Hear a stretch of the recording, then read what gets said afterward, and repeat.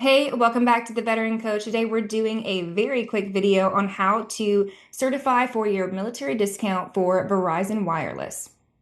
You may have been grandfathered in when you initially set up your account with a military discount, but some plans and some situations do ask for recertification or re-verification periodically. Be sure to check your statements to make sure your bill hasn't gone up and make sure you already have your military discounts. But if not, go ahead and check out the tutorial next.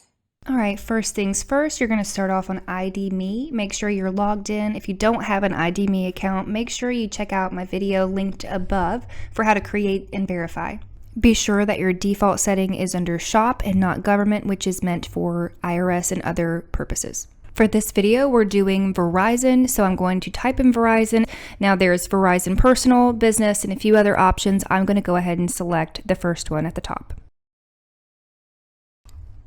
Now, before you claim deal, make sure you see more to make sure that you do qualify.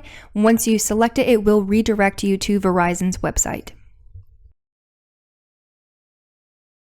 Now, most veterans are going to be selecting the mobile plan versus the internet plan on the right. So go ahead and select check eligibility for that 10% off. Complete your profile information here on the finishing touches page and then submit.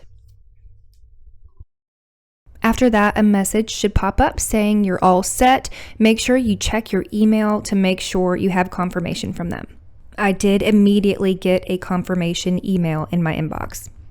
If you found this helpful, don't forget to like and subscribe for more tutorials and tips from the Veteran Coach and team. See you next time.